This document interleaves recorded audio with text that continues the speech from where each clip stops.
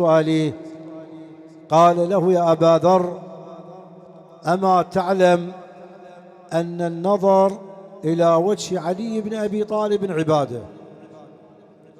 أبو ذر الغفاري قال له: يا رسول الله، والذي لم يرى علي بن أبي طالب من الأزمان الآتية، يعني مثل نحن اليوم، من اللي شايف أمير المؤمنين سلام الله تعالى عليه؟ حقيقة حتى في الرؤيا لم نستطع أن نصل إلى ذاك النور الإلهي، أنه الإنسان المتشيع الذي يتقمص ثوب التشيع والذي يموت على ولاية علي بن أبي طالب يرى شيئا لما تصعد الروح إلى بارئها بواسطة الملكين فينقلونه من الأرض إلى السماء، فيستبشر قبل أن يصل إلى باب السماء الأولى، فينظرون إليه الملائكة يقولون له: فلان، نراك مستبشرا مبتسما. فيقول لهم: إني أرى نور الجنة، هل أنتم تسوقوني إلى الجنة، تأخذونني إلى الجنة؟ قالوا له: وين الجنة وين؟ احنا الآن في عالم البرزخ، في عالم الغيب، الجنة تكون من بعد هذا العالم. قال: إني أرى نورا. قالوا: أما عرفت لمن هذا النور؟ قال: أليس هذا النور هو باب الجنة؟ قالوا له: يا هذا، أن النور الذي تراه هو قبس، يعني شيء قليل، هو قبس من نور وجه علي بن أبي طالب في السماء. الله سبحانه وتعالى أعطى للسماء نورا تكتسي به، وهذا النور حينما قال النبي صلى الله عليه وآله أن الله سبحانه وتعالى قد فتق نور من وجه علي بن أبي طالب فخلق منه الملائكة، فتعرف الملائكة هم سكان السماوات، فلذلك الإنسان يتطلع إلى ذاك النور الذي خلقت منه الملائكة، وهذا النور أخذ من نور وجه علي بن أبي طالب سلام الله تعالى عليه. فلذلك الإنسان المتوفى في عالم البرزخ يرى هذا النور. فشوف أبو ذر كان الرجل في سؤاله حقيقة قال له: يا رسول الله، والذي لم يرى علي بن أبي طالب، يعني السؤال أنظر إلى وجه علي بن أبي طالب فتحتسب لي عبادة؟ قال: نعم يا أبا ذر. قال: والذي لم يرى علي بن أبي طالب؟ قال: أعلم يا أبا ذر إن ذكر علي بن أبي طالب عبادة. الآن نريد أن نتقرب إلى الله ونعبد الله بذكر علي بن أبي طالب عليه السلام. وهذا القول والحديث والتحذير والتنويه الذي مر على مسامعكم بكلمات قليلة المباني إلا إنها كثيرة المباني كثيرة المعاني. أمير المؤمنين سلام الله تعالى عليه يقول: لا تؤخروا التوبة بطول الأمل. الإنسان يتغلب عليه الأمل ساعة بعد ساعة، ويتغلب عليه الأمل يوم بعد يوم، ويؤجل ما كان في صالح نفسه.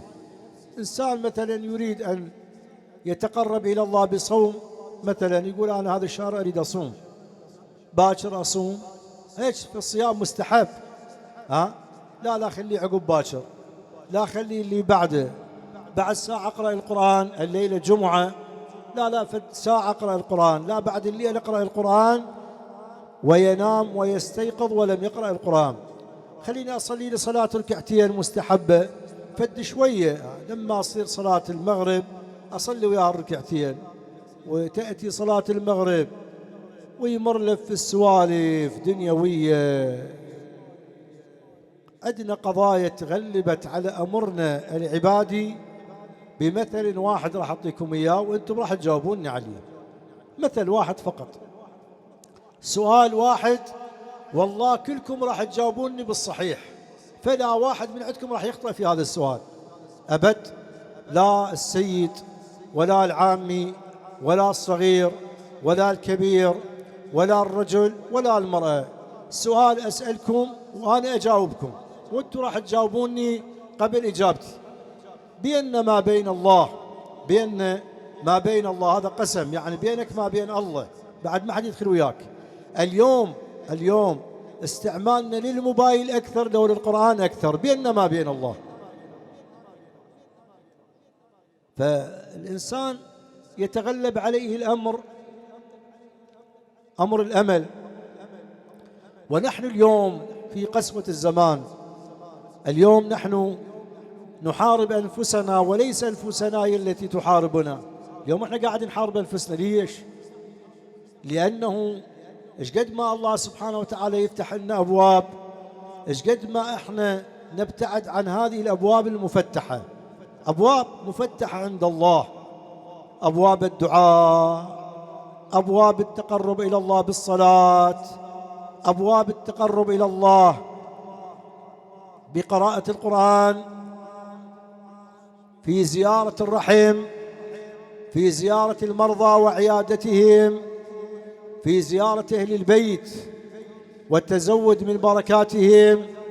أبواب مفتحة، لكنه نحن نبتعد لأننا نعيش في زمان كاد هذا الزمان الذي عبر عنه النبي محمد صلى الله عليه وآله بقوله: يأتي زمان على أمتي القابض على دينه كالقابض على جمرة من النار. اليوم كأن الدين صار صعب. لما تتحدث لك وي شاب تقول له الشاب هذا: أنت لماذا لم تصلي؟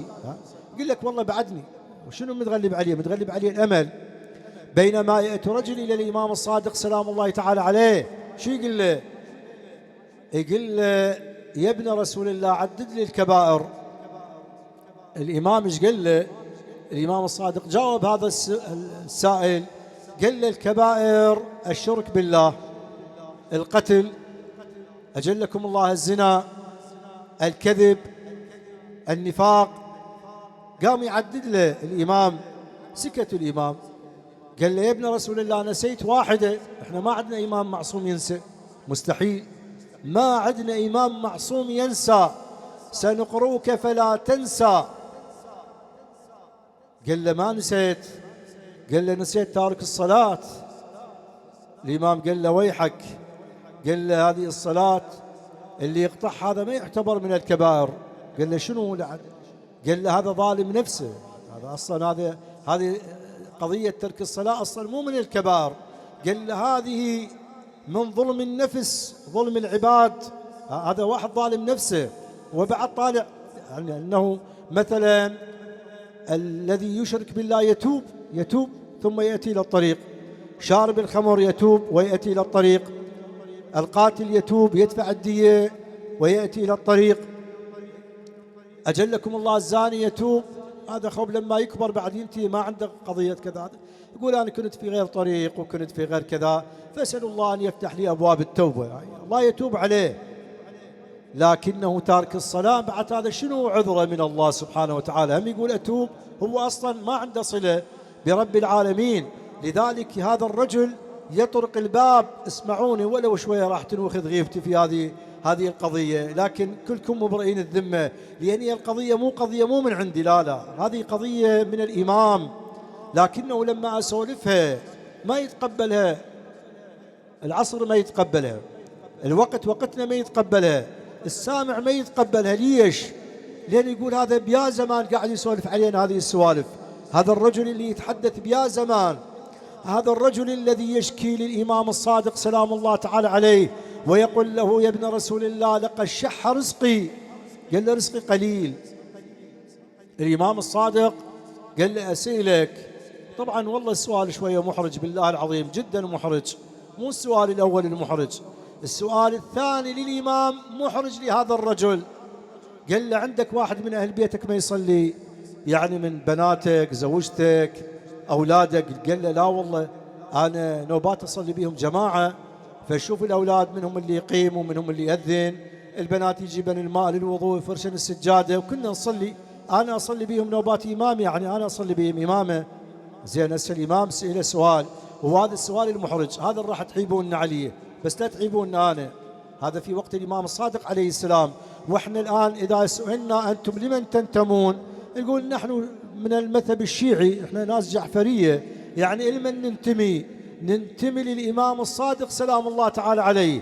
إحنا الآن اللي قاعدين كنا جعفرية، ما بينا واحد حنفي ولا بينا واحد مالكي ولا بينا واحد من العجاردة ولا بينا واحد من السلفية ولا بينا واحد من الوهابية. إحنا ذولا كنا برجالنا بأطفالنا بشبابنا كنا جعفرية.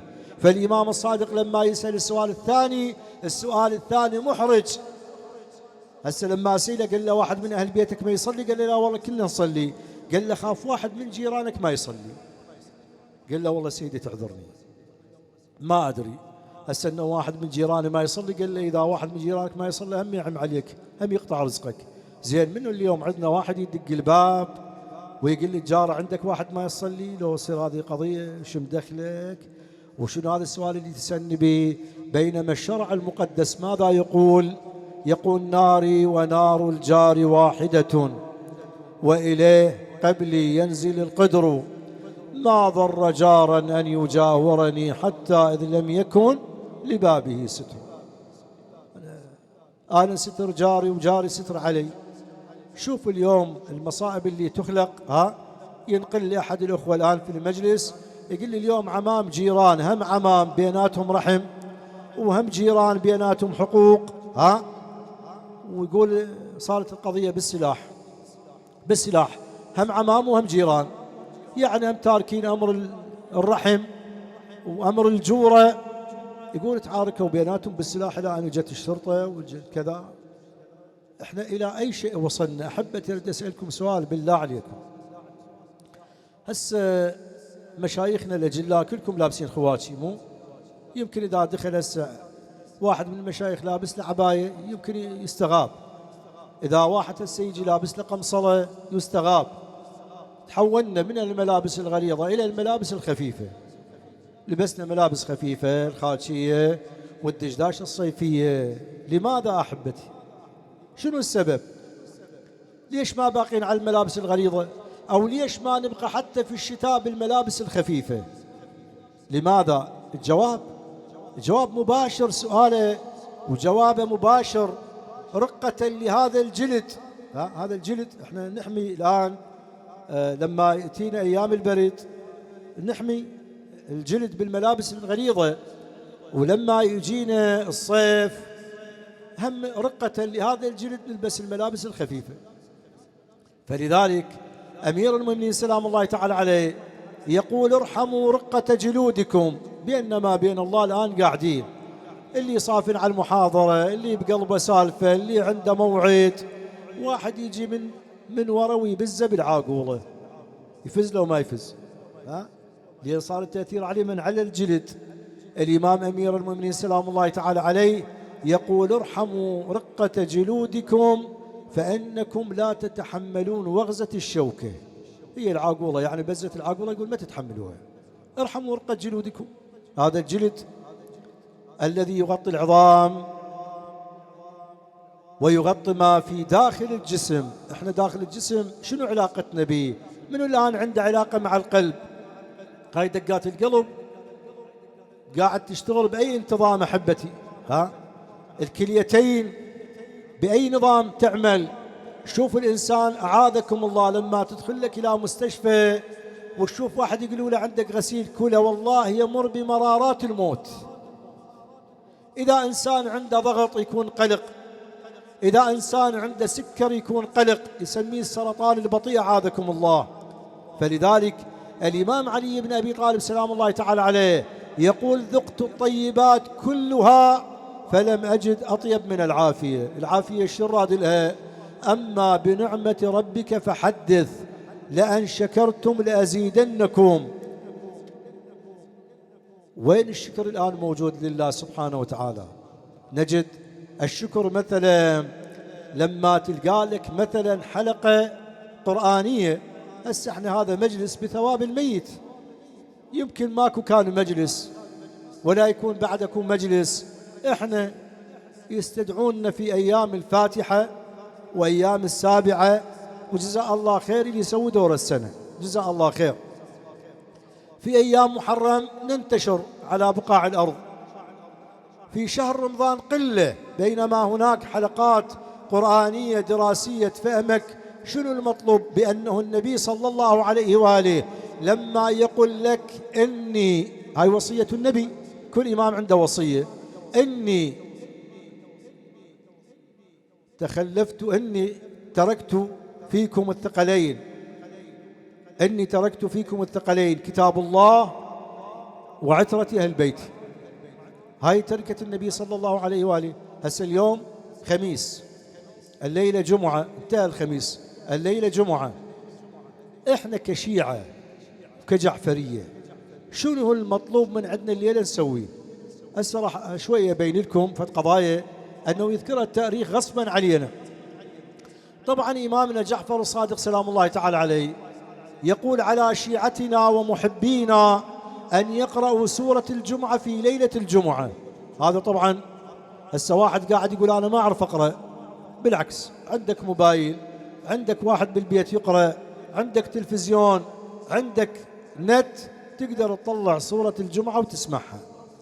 هسه هاي تسمعها 5 مرات 10 مرات. ذاك الوقت عندنا شياب الآن ما تعرف تقرأ وتكتب، والله العظيم بيهم شياب حافظين حتى محاضرات الشيخ الوائلي رحمة الله تعالى عليه.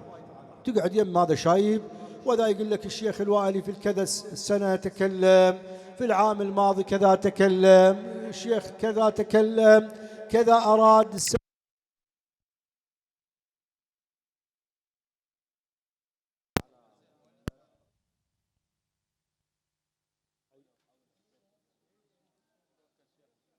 يا الله.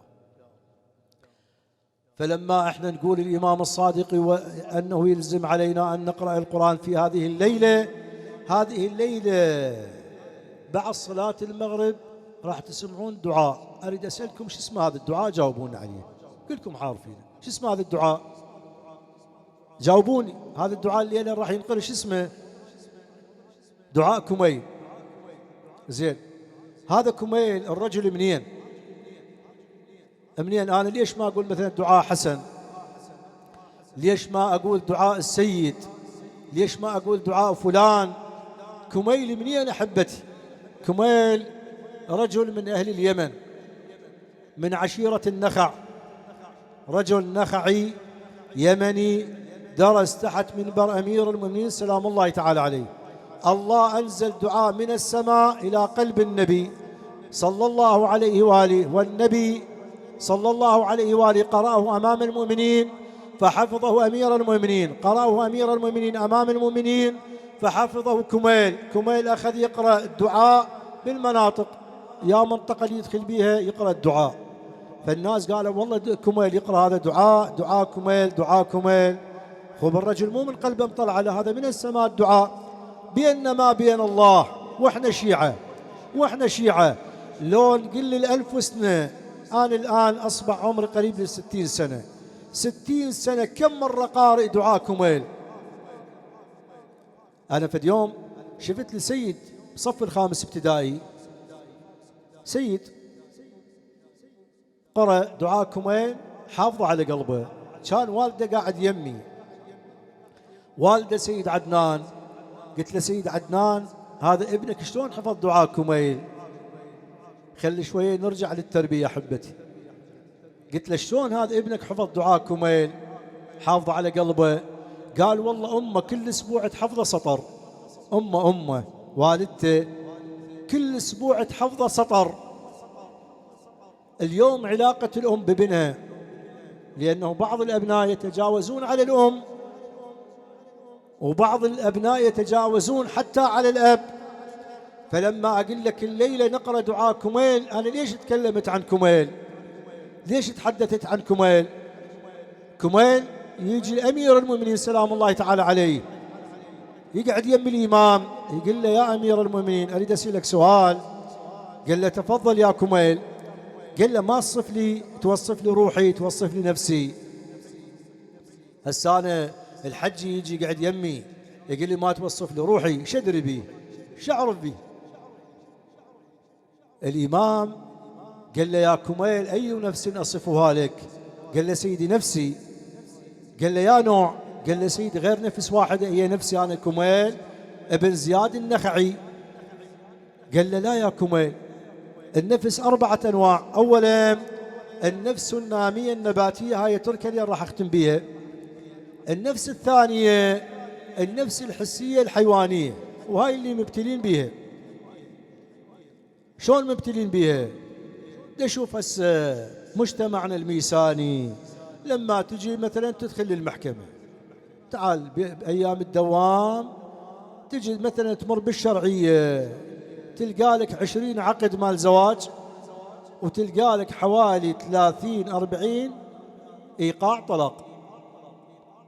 يا شنو المصايب اللي أنه تخلي هذه الطفلة تطلق، طفلة يعني ما صار لها 5 أشهر تزوجت أو 10 أشهر أو سنة، والله أنه مثلا زوجها بأيام الخطوبة جاب لها جهاز موبايل والآن يمنحها من الموبايل لأنه تكلم أهلها كثير، لأنه عندها علاقات مع صديقات، عندها علاقات مع كذا، فتخلق كل هذه المشاكل وإحنا في غنى عنها. حبتي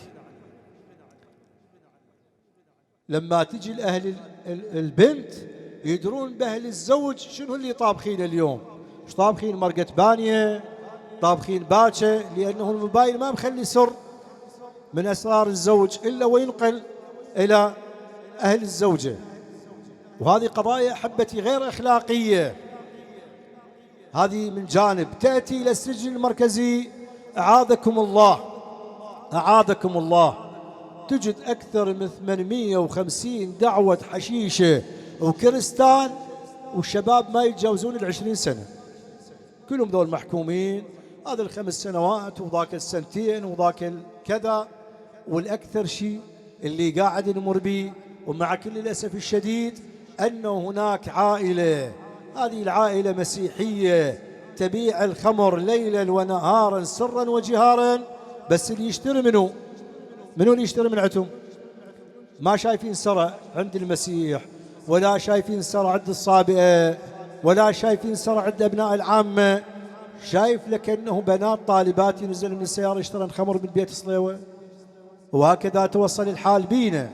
بينما احنا هذه المحافظة اللي نقول عنها عشائرية تقودها السادة، نعم، وتقودها العشائر والعوائل الطيبة، أن يصل بهم الحال أن هناك عوائل متفككة والعياذ بالله.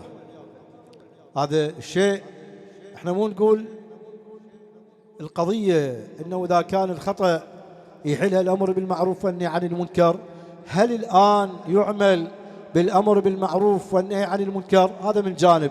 جانب ثالث اللي أنه لما المرجعية في النجف الأشرف تفتي هذه الفتوى وتقول على رؤساء العشائر وكبار أفخاذها أن يفقهوا شبابهم، تلقى الشيخ مال العشيرة عنده صلوات على محمد، ذاك المضيف، وذيك الدلال المسطرة كل دلة حوالي يمكن ب200,000 أو ب300,000، وتلقى التخامة نعمة من الله يمكن مشتري حوالي ب7 ملايين ب10 ملايين. لكن شهر واحد يجمع هالشباب يجمعهم، يقول لهم شنو السبب؟ اللي أنه لما تجد مثلا فصل قاعد بيه سيد مصر البطاط، قاعد بيه مثلا سيد كريم الجابري، نعرف سادتنا ونعرف مشايخنا ورؤساء عشائرنا، شنو هذا الفصل؟ قال لك والله عندنا شاب بالدراجة، هذا شايل الدراجة على تاير واحد، وهذا موقف سيارته وضايق ابننا، وابننا وين يروح؟ على تاير واحد. وين يروح هذا الشاب اللي على تاير واحد؟ وين يروح؟ وين؟ هي مو شباب قرودة صاعدة على الدراجات، ومع كل الأسف تطلع لها ناس لا تأمر بالمعروف ولا تنهي عن المنكر. بعد زينب نعرج إلى سيدتي ومولاتي زينب يوم ودعت الحسين برمضاء كربلاء، ورد الحسين محني ظهرها إلى المخيم. وين تلاقيت زينب؟ قالت رديت ويا رديت ليش الوحدك يا حسين رديت ويا ردي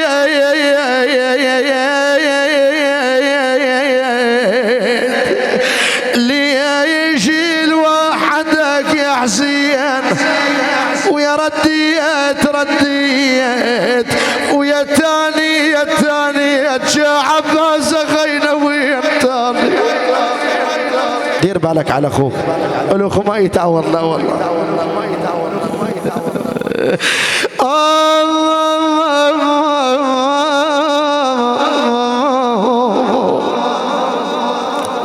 لبسنا اسود عليك وشيب الراس، لبسنا اسود عليك وشيب الراس، ويا لفراقك تجي له يهدمي الحيل. يا ابو قلب الحنين خويا يا ابو قلب الحنين، تعوفنا شلون وتعوف ابنك يتيم ودمع التسيل. صار اسبوع طولك ما لقينا، اسمع الاولاد هاي يسمعون. صار اسبوع طولك ما لقينا، ونفس مثل الجهاله ونبكي بالليل. يا هز عليك للمقبره تروح بويا، يا هز عليك للمقبره تروح، تخلينا اشعلامك بويا وشي. الولد نقدر نعوض تصير الاولاد، اسمعها، الولد نقدر نعوض تصير الاولاد، الابوية شي تعوض كل الامات. الولد نقدر نعوض تصير الاولاد، الابو الاخوية شي تعوض كل الامات. بويا السلف صار السلف ظلمه ومجدر البيت، صار السلف ظلمه ومجدر البيت، وصفا كل ليالي عليك مرات، وصفا كل ليالي عليك مرات. ابونا كان خيمتنا ولمنا فوق حيل والذان، ويا ولمنا الدهر يفتر علي طجار ولمنا الحزن بجفاك ثوبه صار لي. ابيات الدعاء لزينب، ادري بكم تعبانين ومتاذين على الامها. زينب حينما ودعت الحسين برمضاء كربلاء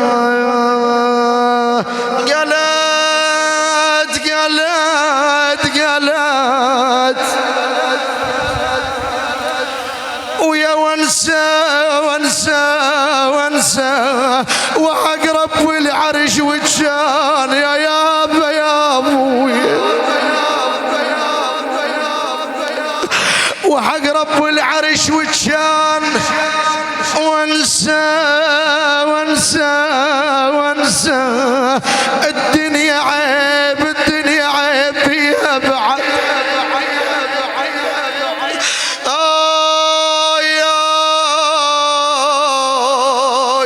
الدنيا عيب بيها بعد، وانسى يا ابويا شلون اطول الدار.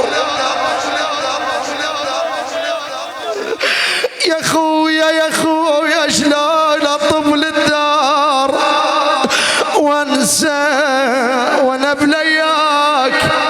اتمنى المنية يربى يا شيال نحر حسين يربى، اشوف على اليتامى قام خويا يربى يدور بالظعن ما شاف، جربة أظن عطشان خلى روي بدي. يا دائم الفضل على البرية، يا باسط اليدين بالعطية، يا صاحب المواهب السنية، صل على محمد وآله خير الورى سجية. حمدا لله ملك بلا تمليك، واحد بلا شريك. ربنا لا تضاد في حكمك ولا تنازع في ملكك ولا تبديل لقولك. عاملنا بلطفك يا الله وإحسانك، وعجل لنا بفرج وليك. اللهم ارحم بلدنا يا الله واجعله آمنا، احفظ العتبات المقدسة، ارحم علماءنا الأعلام، ارحم الماضين واحفظ الباقين، وسدد خطاهم على نهج أمير المؤمنين. اجعل لأرواح شهدائنا الروحة والرياحين، ولأرواح أمواتنا المغفرة والرضوان. إلهي الحاضرين والسامعين البسهم من مهاد كرامتك، توجهم بلباس عافيتك.